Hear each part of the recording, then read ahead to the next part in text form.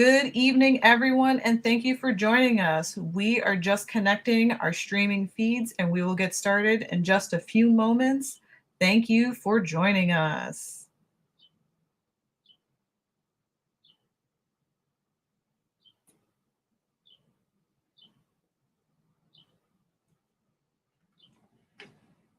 And we are all connected. So, good evening, everyone, and welcome. My name is Sophia Nahawi, Adult Program Associate at the Enoch Pratt Free Library. Thank you for joining us for tonight's Writers Live with DaMaris B. Hill, joined in conversation with Pratt's own Genevieve Purchase. If you haven't found out already, all Pratt Library locations across the city are open at 100% capacity. So if you haven't, please stop by your closest neighborhood branch to check out all of our latest offerings. And so now, our author, DaMaris B. Hill, PhD, is the author of A Bound Woman is a Dangerous Thing, an NAACP Image Award finalist, The Fluid Boundaries of Suffrage and Jim Crow, Staking Claims in the American Heartland, and a collection of poetry, Visible Textures. As with her creative process, Hill's scholarly research is interdisciplinary. An associate professor of creative writing at the University of Kentucky and a former service member of the United States Air Force, she lives in Kentucky. And so now, without further ado, please welcome DaMaris B. Hill and Genevieve Purchase.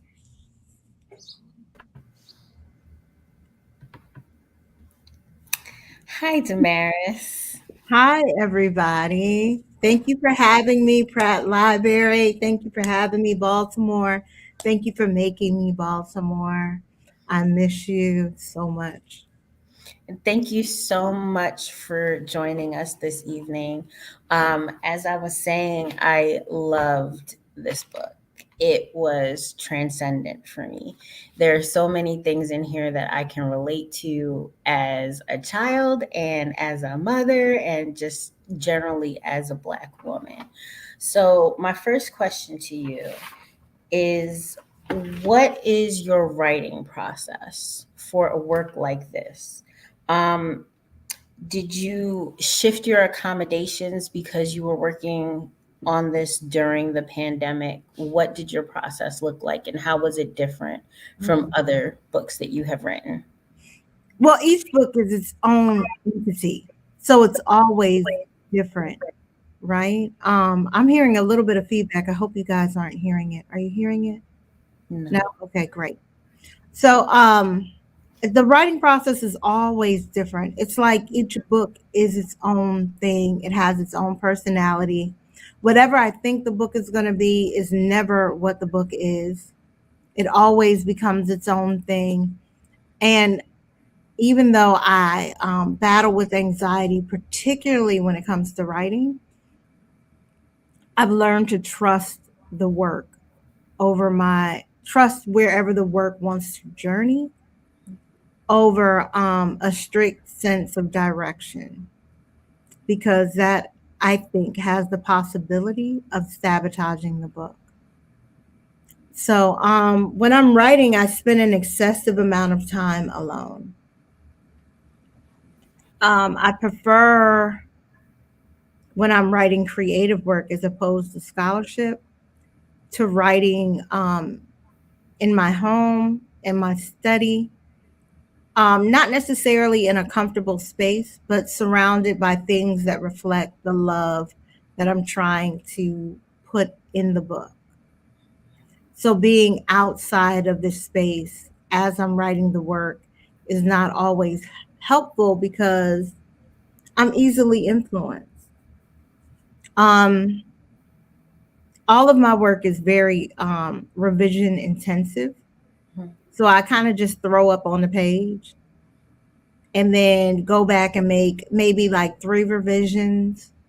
And then I do a type of reading for which one of the poems are going to work.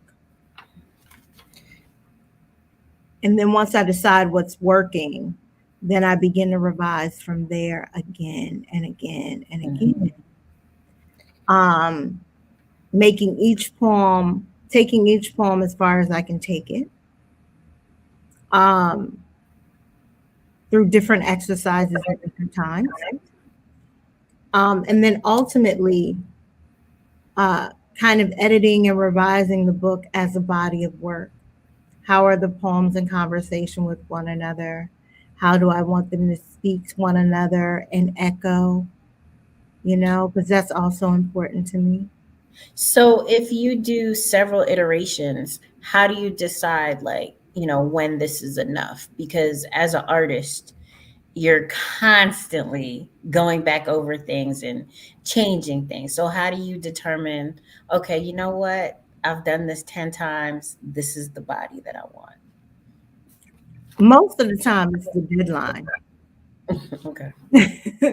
But sometimes it's also like I rate it. Like, in order for me to even consider revising the poem probably has to be at 75 or 80% of where I want it to be. And that's a poem I can revise.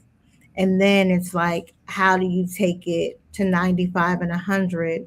And can it exceed your expectations and surprise even you?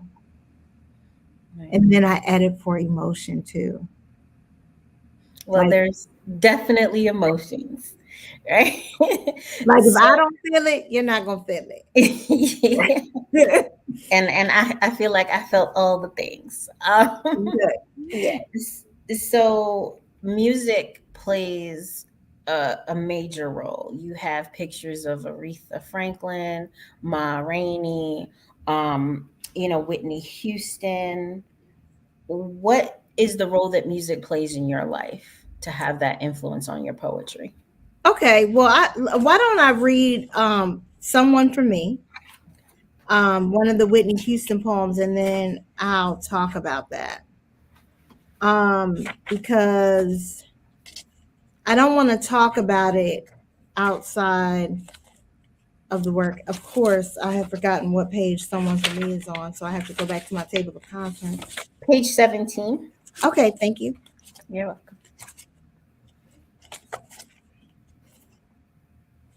Okay. "Someone for Me."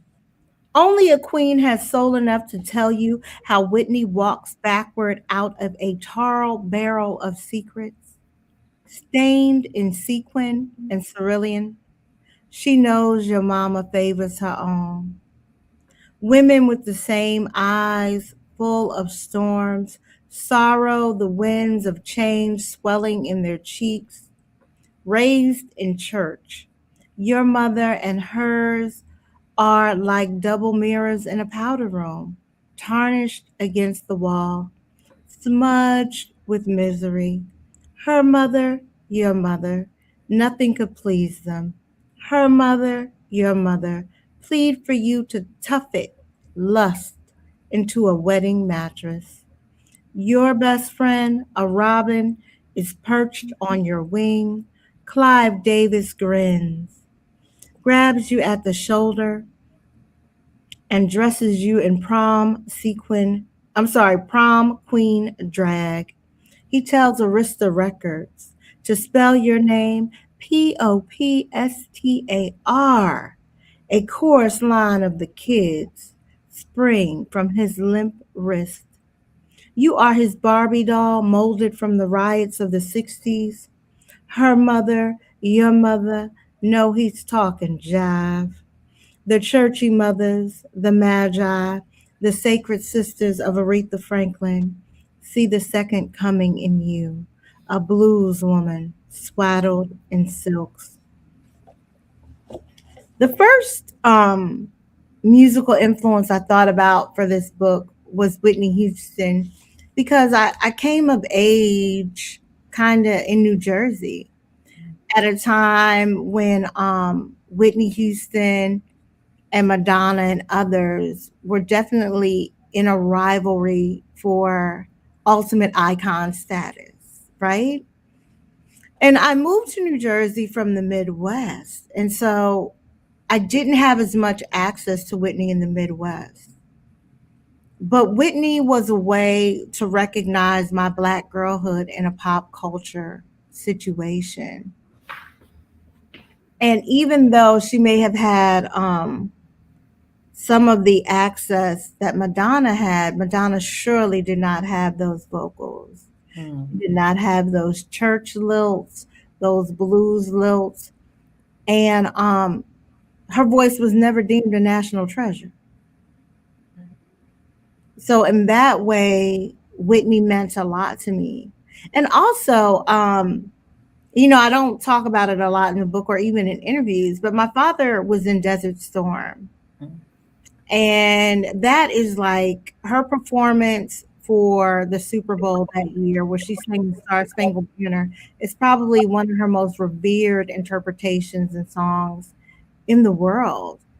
And so that also speaks to my girlhood, that longing, right? That really has nothing to do with desire, believe it or not, if you read the book, but a type of longing for love, right?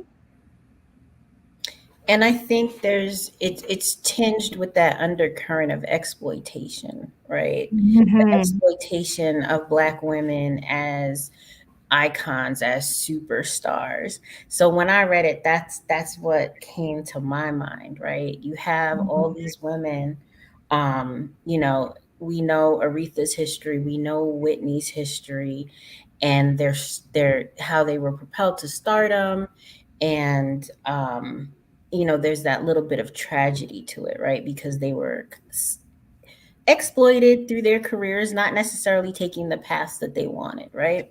Right. So Genevieve, let's start here. I think in their Black Girlhood, it's really hard to determine what you want, because sometimes pleasing your parents is enough.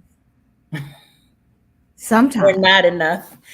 Until you begin to mature, right? Or can never be enough, right? Like Right. that's probably the pinnacle of Black girlhood, because many people don't understand that Black girlhood can be an indoctrination into exploitation. Yes.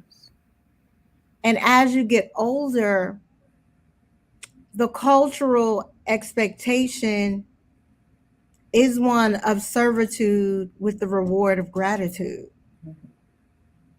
which serves some personalities and not others. But it is a monolithic kind of expectation. So, with that being said, that kind of leads to my next question. Right now, we are in a time of what we call cultural appropriation of Black womanhood, right? And there's a level of exploitation within that as well. And then there's also the opposing view that Black women should be thankful that they're being appropriated. It's a form of flattery. So what are your views on the cultural appropriation of Black womanhood? I'm going to begin here. When has America never been exploitative?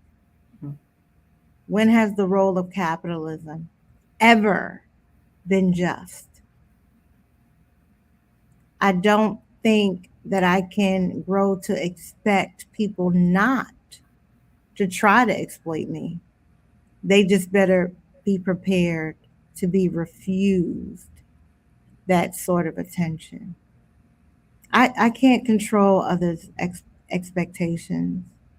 I can try to illustrate a different path, but if you are someone who believes the color of your skin makes you superior to others, that's a delusion I can't fix.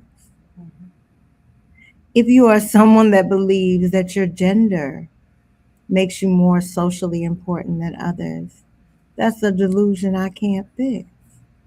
If you are someone that believes that children are not intelligent, that children are not strategic, and that it is only your legal status that and experience, let me also say that, and experience that makes you intellectually superior to a child, I can't do anything with your delusion. Right? So,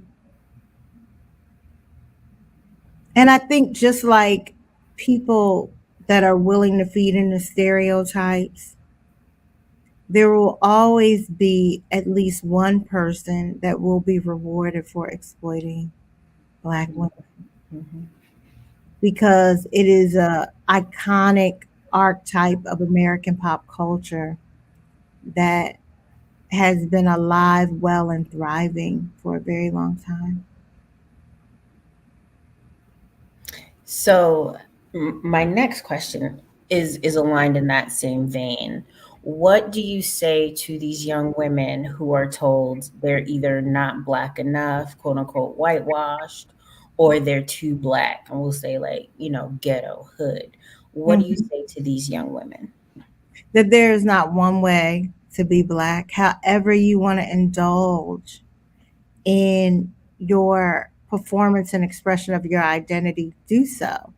Oftentimes, I purposely, in very academic settings, use language associated with Black girlhood, and that is very insular in our culture in public spaces, because I want the speech to register that speech, although it inhibits some from seeing your intelligence, it is not a reflection of your intelligence,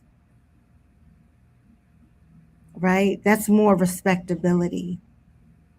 And so my family is very invested in respectability. But as the daughter of a minister, as the daughter of someone who attended boarding school in England, as the granddaughter of ministers, as a child that grew up in chauvinistic families on both sides, respectability was going to kill me. It was going to kill me. There was no space for me to exist within those expectations and those structures. And I guess I started figuring out that it was going to kill me around 13. And I just started, maybe even 11, I just started doing little things that were in protest to respectability, but I didn't understand it. So I stopped wearing like dresses to church, even though I was very invested in femininity. I wore dresses to school all of the time, mostly mini skirts, mostly tight things, but I refused to wear dresses to church. And my parents very thankfully adapted and bought me a bunch of culottes and wide leg pantsuits and very respectable clothing that was like pants. But it was all about not being easily available to respectability politics related to gender Hmm. and extensive evaluation related to the politics of physical appearance that also happens in church. So, another theme that comes through in your writing is gender norms. And you were just talking about how you kind of bucked tradition, right? And Mhm. wore you wore pants to church. What is your perspective on gender norms, right? Because in your writing, Right. in your writing, it's the Isn't it more expectation. like gender expectations though? Like Yes, gender expectations. rather Yes, than norms, right? Because like what's really normal? Like normal. nobody is normal. Right. That's true. Nobody is normal, right? None of us are normal at all. We either meet a large narrative of expectation or we don't. We either meet the expectations of our family members and intimate community or we don't. We meet the expectations of our nuclear family or we don't. And like I think the judgment of normal is in many ways another type of policing. Like I wish, and I'm just kind of like speculating right now. I haven't thought about this in detail, so I really appreciate this question.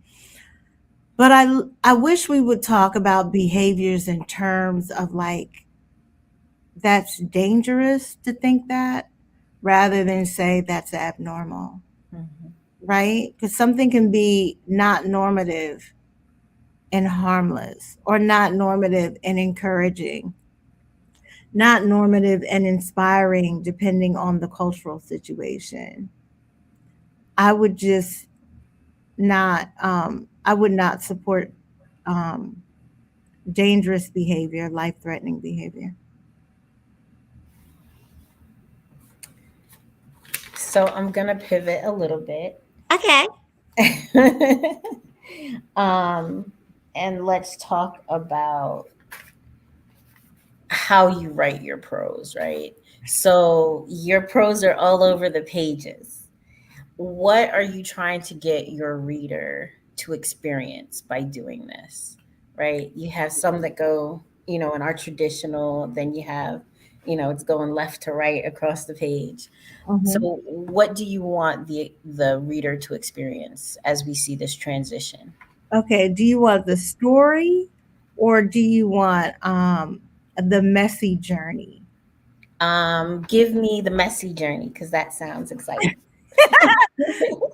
Okay. So, one thing that came up in the multiple revisions of the book is that I was very interested in the book not being in first person or third person, but for the reader to experience the book as if they were a Black girl rather than they were reading about Black girls. So that's where the second person narrative comes in. And a lot of the conceptual insights or suggestions I made about the cover and the layout of the book. But also, like an idiot, I am very concerned with the architecture of the poem. And I drafted this book on 8 by 10 sheets of paper at 12 font. This book is not 8 by 10. So when we began to go into, and my book was designed, like there was a designer for the book. And as we began to design the book, my lines were very chopped up and I was devastated. I don't like the look of it. And really in one phase of my revision, I strictly revised lines so that each line becomes its own kind of encapsulated poem, like its own little jelly bean, right?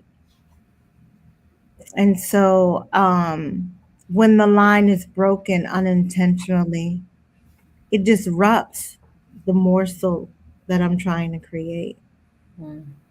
And it was simply unthinkable. And the poems that go sideways, because if you've read those longer poems, which are really a series of 20 shorter snapshots Right, yeah. of poems, then if I were to disorient the line, it would significantly change the reading of those poems. Absolutely. And that's important for poetry, right? Yeah, I couldn't do it. I couldn't sacrifice it. The lines have to be intact in order to convey that message. So that's beautiful. Thank you. Um, so I wrote this note for myself.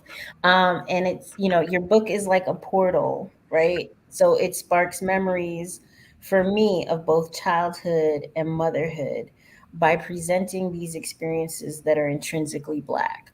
So in, page 32, I didn't write down the title, but it's like Black magic hair glue on the on the back of wrists, right? And that was, I see myself as the child. Every, Black girl sits between their mom's legs to get their hair done, and your mom's got that grease on her hand. Mhm. And even, as a parent, right? I've done that for my daughter, and that's an experience that she can relate to as well. Um, did that come about? Did the representation of these experiences, did that come about organically in your writing, or was that something that you mapped out for yourself before you started? No, no, that is again a part of the revision process. Mhm. it was very important to me and also my collaborators. And when I say my collaborators, like the book designer, my editor, my editorial assistant, it was very important. And my agent and is another type of collaborator, but it was very important that there was balance between joy and some of the traumas and experiences that we see later in the book. So one of the revisions were to make sure that each poem had a level of specificity that was rooted in Black girlhood identity. And then also, it was important for me to talk about the cultural gaze on Black girls, but to not deny Black girls' desire in all forms, whether it be romantic, sexual, desire for candy or food or sass, or to be an adult, or to have breast. Even, that poem you're talking about is a poem about a Black girl wanting her period, Yep. needing her period to validate her Black girlhood experience. Among her peers too. It's not even an external thing for the broader culture.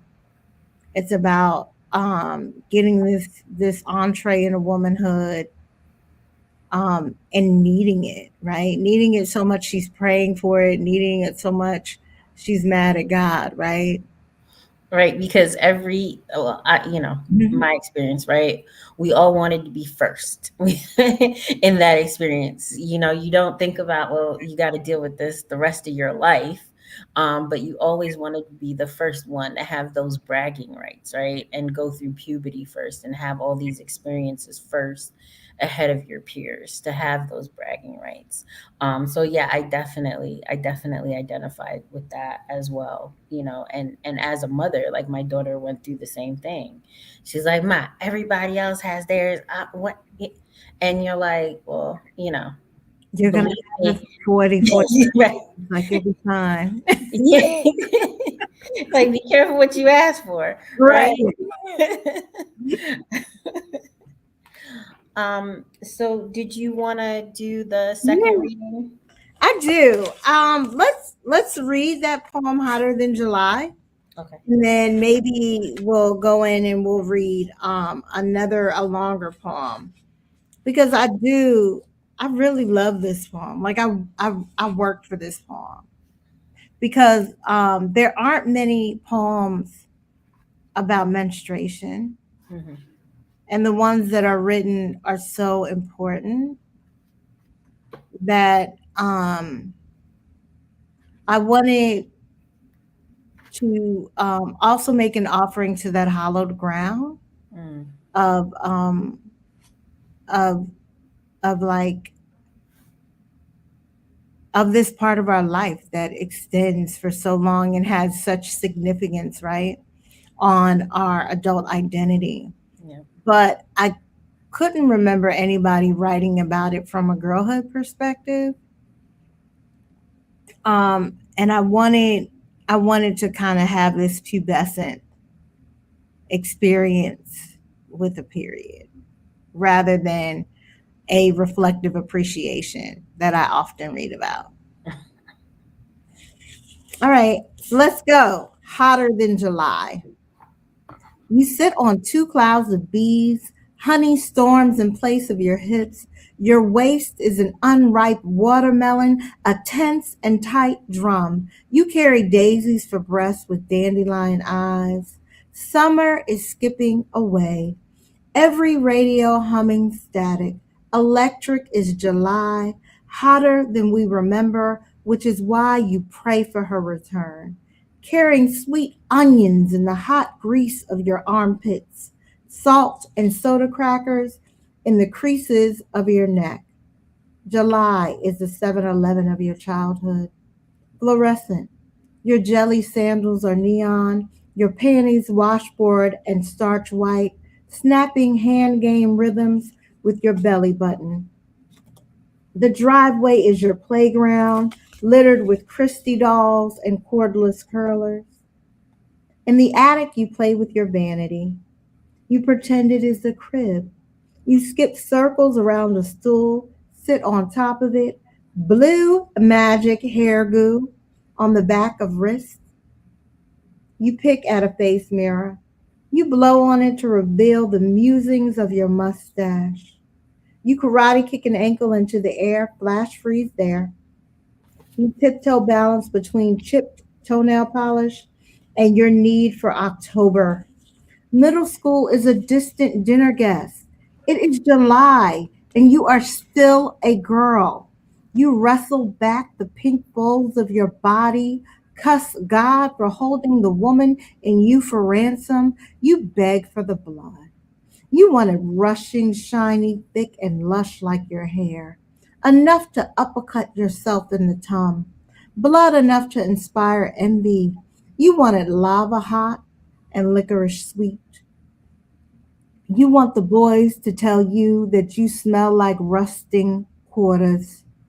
Rumor has it that a girl's first blood is chocolate.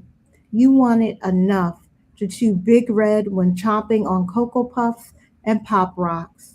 You want blood enough to make friends with the witches among ordinary women. You run relays to the store for these hussies. They drink ice cold Pepsi without staining their laundry, always hanging their rusty drawers dashed between the sheets.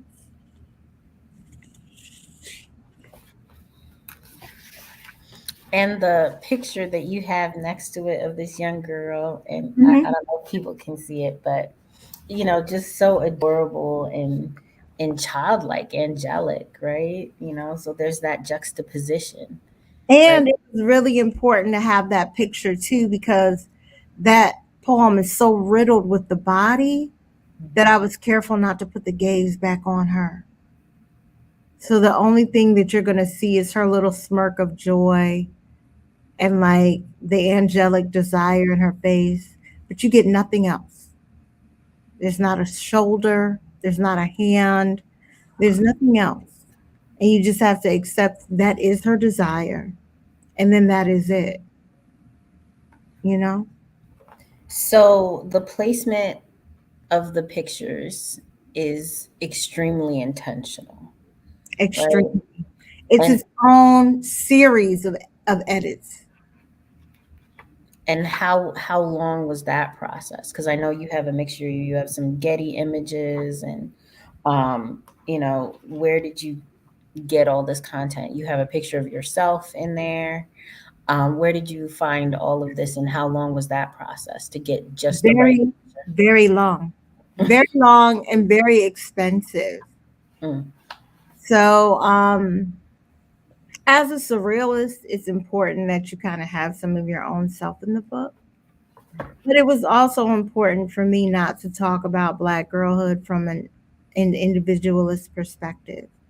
And because I had invited Whitney into the book, which my indulgence in early Whitney Houston performances, as young as I could see them, mhm. let me know that initially she wanted her vocals to sound like Aretha Franklin. And that's how Aretha Franklin came into the book. But I Mm. also want to say that when I was a young girl, I hated Aretha Franklin's voice. Oh my goodness. It was like chalk, I mean, nails on a chalkboard. Like I couldn't stand it. And that's what that poem, What You Talking About, is about. I couldn't stand it because in her voice, like, of course, as a child, I didn't know at that time that I heard like a musician. Mm. I didn't know, right?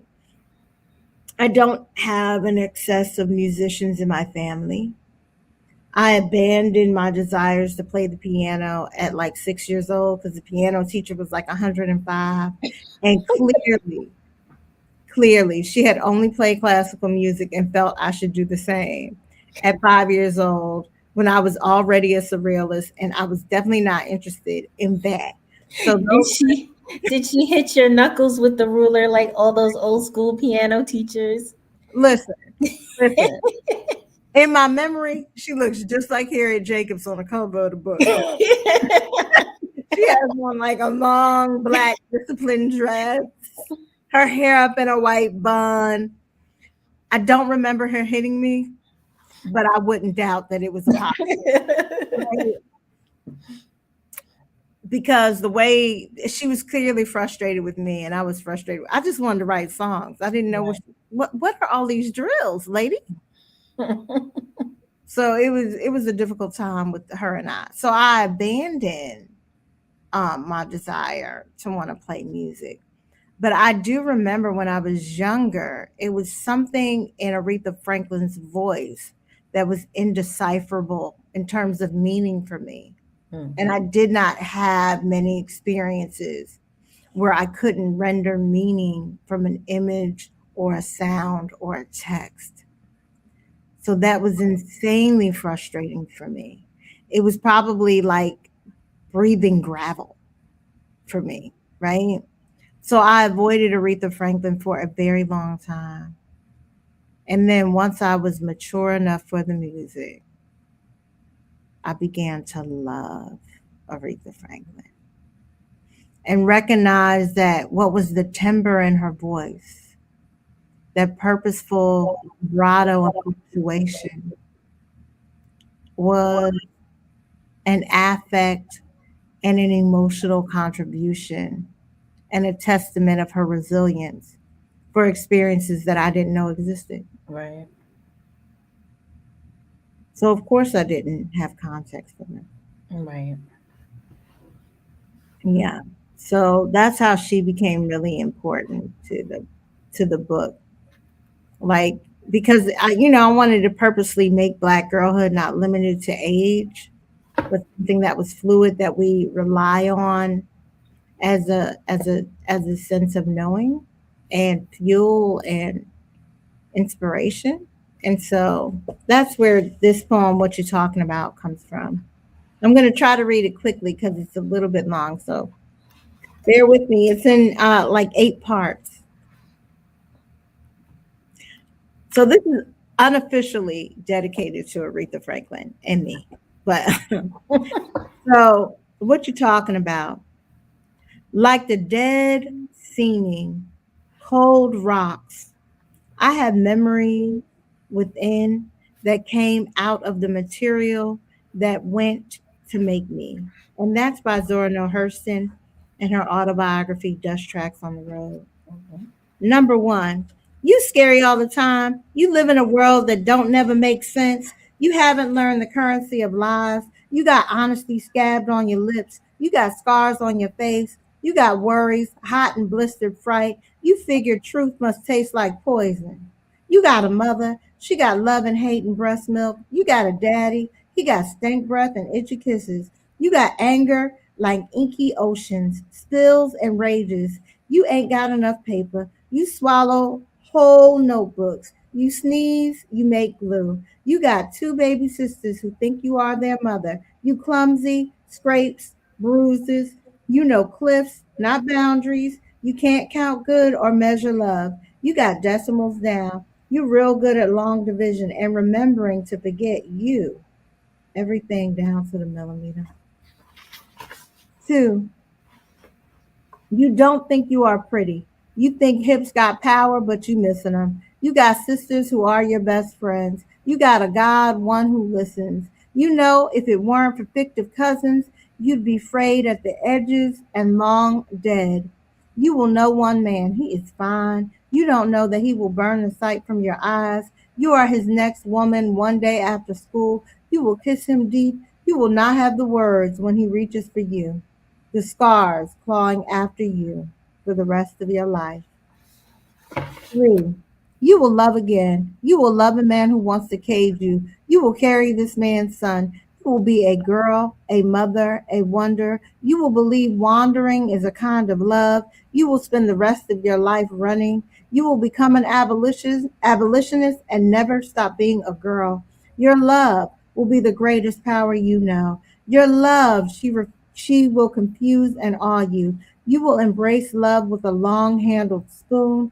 You will pick through love's flesh for fish bones, you tell yourself you will not choke or die for love. You are afraid to believe this. 4. Living is a lot like love. Living runs with lit matches. Living burns all caution from you. Living tells you that Sade is grown folks' music. Living knows Aretha Franklin is ether. Longing got tiny ears. Living say, Miss Franklin sings too hard on me. Living is something that can only compare to an uncle squeezing your knee. Living say, she sings to me like I have to want to survive it. Living is an ever infant earth in you, spinning towards the sun.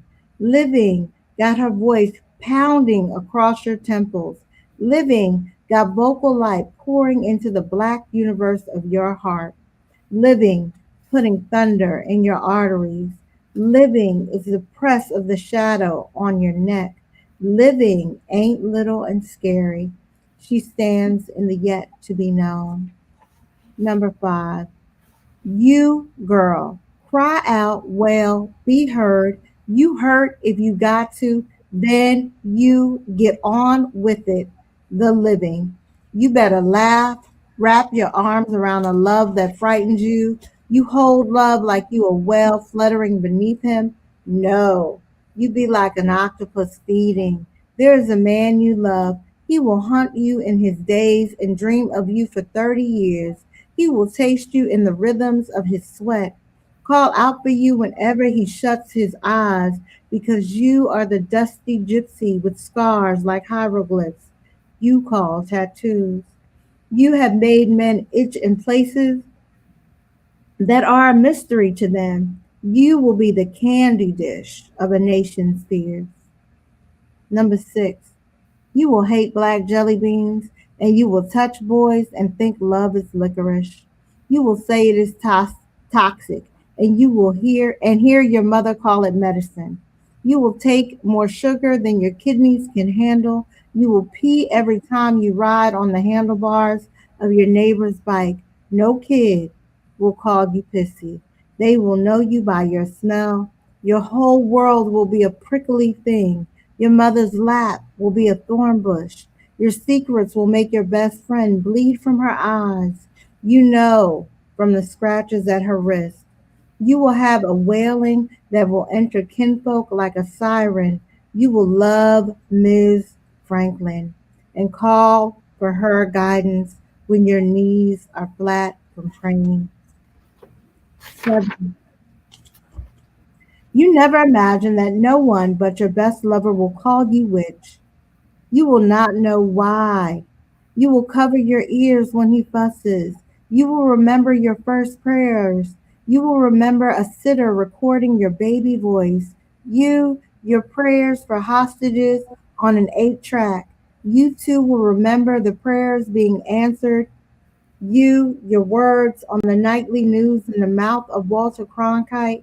You will know the power of his tongue.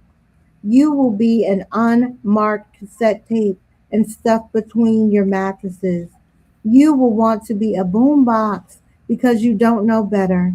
You will yell in frustration. They will lie, tell you they can't hear you, ask you to whisper, scream. You will run, it won't be fast enough. You will jump and it won't be high enough. You will dance off beat because you hear across time. You will want tornadoes to give you breath. You will make demands of the earth. Concrete will forsake gravity and scrape you at your ankles. It will want to cut like diamonds at your thighs. 8. Black girl, all of this will want to carve you. Black girl, do not hollow your heart. Black girl, make room for a melody and a shimmy. Black girl, with your ragged teeth, chip out some space for a lamp in your throat. Black girl, torched by the sacred voice of Miss Aretha Franklin, you, black girl, carry only your load and do not grow weary of your heat. Black girl of hope and sorrow, your voice is a burning bush. Black girl, ignite every rock of fear in your belly. They always telling you, black girl, to be a lady, but no one prepares you to be a woman. And that's probably my favorite poem. There are so many lines that resonate with me as a Black woman, and there's so many lines that I'm like, I need to put that on a board somewhere, right? Because they are so impactful and just so profoundly meaningful. Thank So I really appreciate that you did read that for us. you are welcome. Yeah, so I wanted to read that because women can ruin their lives trying to be perfect.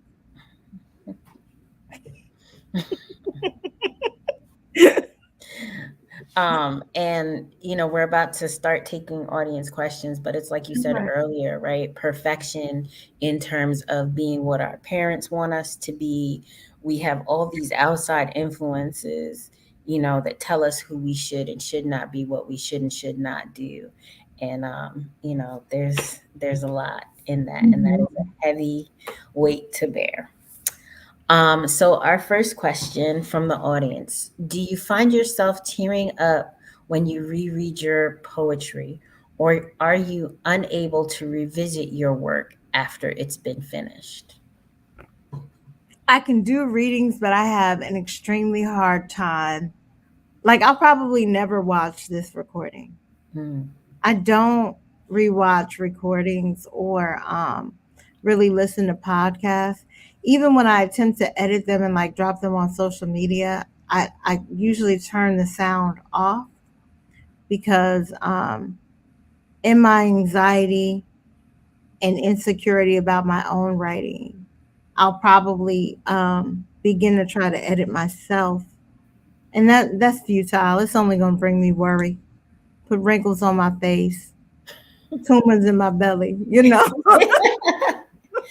But again, it's like you said earlier, as being an artist, you want everything to be perfect. You want your baby to come out whole and, as perfect as it can be.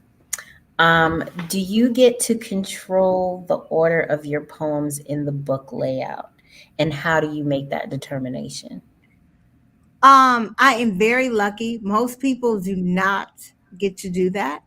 I have a great editor and I'm at a great press. The press has a value of kind of really listening to the author and letting the author make a lot of decisions. So, yes, I do get to decide where a lot of my poems go. But I'm also open to the suggestions because it's only my job to write the book, it's their job to sell the book. Hmm. And since I don't know anything about the business of selling books, I do listen to what they have to say. But most of the time, they spoil me. They really do spoil me and accommodate me. Like, this cover has like whole sequin. Like, like, and it was important to me because I wanted a little girl to see it and want to hold it. I wanted it to be entertaining to her. Initially, we wanted to put a mirror in the book, Hmm. and we had ordered all of this mirrored paper. Like, we went through like this whole thing. Like, this conversation went on for probably a year about finding this mirrored page, where the mirrored page would go, if it would make the price of the book go up, if my editor could even get approval from a president of the international Bloomsbury Corporation, which she did. Then we found the perfect paper, like we're mailing paper back and forth. We found the perfect paper, right? And then when it came to produce the book, because the paper had metal in it, it was conducting heat faster than any other part of the book. So we couldn't put it in the book. Wow. It was very, very sad for me. I was very depressed about that for like over a week. Like, I was very disheartened about that.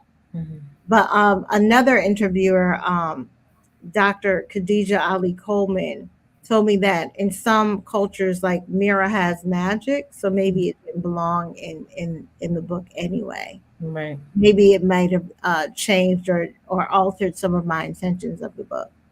But yeah, it's entire pallets of paper sitting in where the book was put together, binded, and published Mm, that cannot be used. can't be used.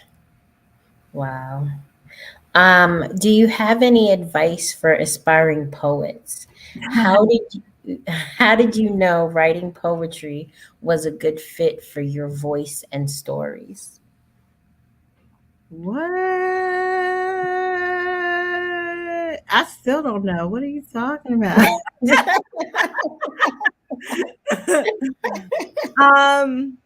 You just have to keep writing. Writing is not made in the first draft. Writing is made in the sixth draft. Writing begins with exploration, but literature is made in the journey of revision. And you just have to keep doing it. Like when I look at some of my older poems, oh, they were so bad. They were so bad. I thought about all the people that were encouraging me. They were so kind. Those people all deserve to go to heaven. So you just have to like keep writing. But the writing really gets good when you protect it. I spent a long time, maybe even a decade or so, saying, oh, I just don't have time to write. And oh, this is happening and that is happening. And it's in the way of the writing. And one of my writing mentors, who I'm going to call her name, who was mentoring me and talking to me at the time, because she is in Maryland, that's Marita Golden. Mhm. And I was whining about that on the phone to Marita Golden. And she said, DaMaris, life will always be in the way. You just have to write. And so when you start defending your writing time, your writing practice, and your relationship with the page, that is the space where the writing grows in that commitment. Someone asked, what happened to all that mirrored paper? It would have been so cool to have a mirror. Where is that paper now? It's just sitting in a warehouse. It would have been cool. So again, it was my intention for all these voyeurs out there to open that book and see their face, and keep the gaze off of Black girls. That was another reiteration or an echo of some of the affirmation of the narrative. Yeah, it's just sitting there. I don't know what's going to happen to it, because it was like the perfect paper. You couldn't see yourself very clearly, but you could see yourself enough. It didn't have too much plastic on it, so it didn't blur you out. But that's probably the same reason why it couldn't be bound with the other pages. It was just I don't want to say smiting, but like searing. Mm. And how many like copies did they try to do before they realized like this isn't gonna work? This is not a thing. I don't know, but apparently like the president was on the phone with the printing press and was like, yeah, it was like, you got to get this done. And they were like, listen, this is impossible. Right. It's impossible. This page is burning. We can't put the book together with the page in it. And I'm like, I went through my own things. I was like, I would have did the book so differently, and I would have conceived of it differently. And I was just miserable. So our last question, which I'm also very interested in, is what are you working on next? Is it scholarly, poetic? What are you doing? I'm doing a couple of things.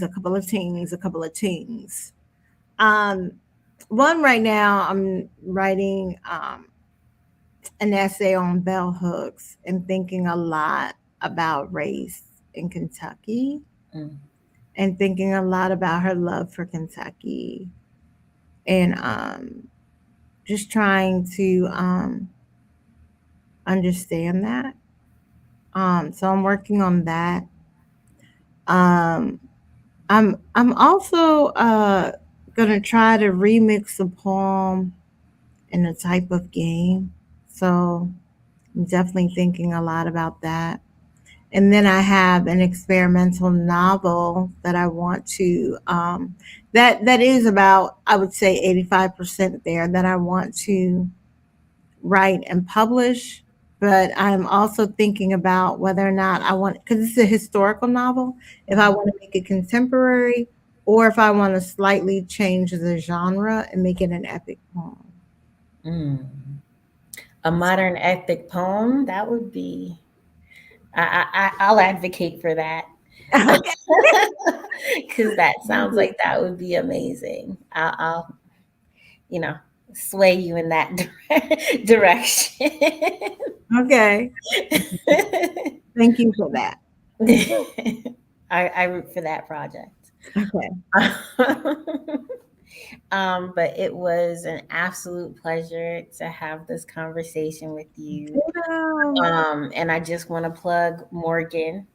We are both Morgan grads for everyone. The Morgan made. Absolutely. So yes, this is what Morgan generates, right? Great writers, great minds. So thank you so much. Thank you so much. Don't forget that Zorna Hurston went to Morgan. I worked on the forum with Dr. Sheffy. I did one of those issues was put together by me. Before she went to Howard, she went to Morgan, and before she went to Barnard. Yeah. So Zora holds a place in our hearts. Absolutely, absolutely. That's so amazing. I also want to say I also support this epic happening in the background. So please make it real. I would love to read it. Okay, good. Thank you. Well, look, call my publisher so they can give the money to hello. Yes. But thank you, DaMaris, and thank you, Genevieve, for talking this evening, sharing your book, sharing all the wonderful details behind your book. I love any book that kind of takes you off the page and messes with sort of the layout and like what's part of the book. So it was a real treat for me to read. So thank you. Thank you. I want to also thank the Hearing and Speech Agency for providing accessibility for tonight's virtual program. So thank you. And I would also love to thank our audience for joining us this evening. If you haven't already, we would love for you to fill out the program survey we posted earlier. It lets us know, your thoughts about programs, what you'd like to see, what we could improve upon. So please don't hesitate to let us know. And if you haven't already, please purchase your copy of Breath Better Spent from our local bookstore partner, Charm City Books. I have put the link in the comments, so there's no excuse. If you haven't already, go get it. And with that, thank you, everyone. Stay safe, take care, and have a good rest of your evening. Good night, everyone.